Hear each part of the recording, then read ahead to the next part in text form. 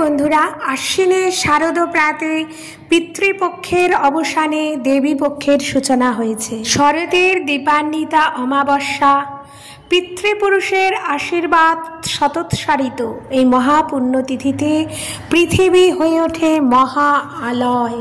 পিতৃপক্ষের শেষ দিন মনে করা হয় এই দিনই মহিষাসুরকে বধ করার উদ্দেশ্যে দেবকুলের মিলিত তেজপুঞ্জ থেকে মহামায়ার সৃষ্টি। ভাদ্র মাসের কৃষ্ণ প্রতিপদ থেকে পরবর্তী অমাবস্যা পর্যন্ত সময়কে বলে পিতৃপক্ষ। পুরাণ মতে ব্রহ্মার নির্দেশে পিতৃপুরুষরা এই 15 দিন মর্তলোকের কাছাকাছি চলে আসেন।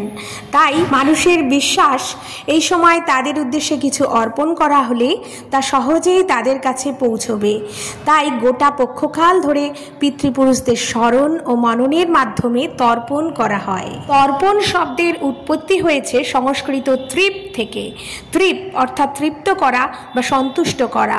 হিন্দু ধর্মে দেবতাদেরকে ও ঋষিদেরকে ছাড়াও আমাদের পিতৃকুল ও মাতৃকুলের প্রয়াত পূর্বপুরুষদের উদ্দেশ্যে জল নিবেদন করে তাকে সন্তুষ্ট করার পদ্ধতিকেই বলা হয় তর্পণ। বংশের যে সকল পিতৃপুরুষ পরলোক গমন করেছেন তাদের প্রীতির উদ্দেশ্যে মন্ত্র উচ্চারণ পূর্বক তিল মেশানো জল দান করে বংশধর বা সন্তানীরা পিতৃতর্পণ করে থাকেন।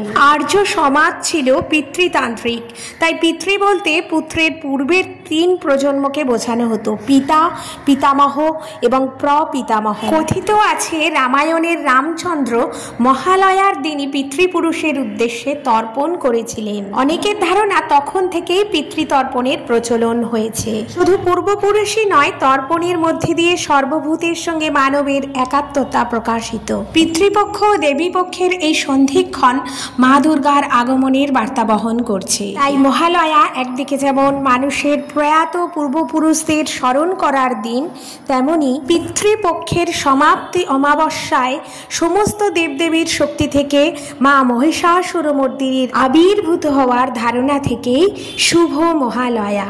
মহা আলয় অর্থে মহান আশ্রয়। সন্তানের কাছে মা পরম নিশ্চিন্ত আশ্রয়। জগৎ জননী দুর্গাই হলেন সেই পরম আশ্রয়। শাস্ত্র অনুযায়ী এই দিনেই মহিষাসুর বধের দায়িত্ব গ্রহণ করেন দেবী দুর্গা। দেবগণকে উদ্ধার করার লগ্ন যেহেতু এখান থেকেই সূচিত হচ্ছে, তাই পরমা প্রকৃতি বিশ্বজননীর আশ্রয়ই হল মহান আলয়। দেবী দুর্গা এই দিন পৃথিবীতে অবতরণ করেছিলেন বলে বিশ্বাস। পরদিন শুক্লা প্রতিপদ থেকে পরবর্তী 15 দিন হল দেবী পক্ষ। দেবীর কাছে প্রার্থনা সমস্ত অসুর শক্তির বিনাশ হোক এবং মহালয়ায় যে দুর্গোৎসবের আনুষ্ঠানিক সূচনা, তার প্রতিটি দিন আনন্দ মুখর হয়ে উঠুক। বন্ধুদের আশেপাশের বিখ্যাত কয়েকটি মণ্ডপ ও প্রতিমা নিয়ে আবারও হাজির হব। শারদীয়ার প্রীতি ও শুভেচ্ছা জানিয়ে আজকের মতো বিদায় বন্ধুরা।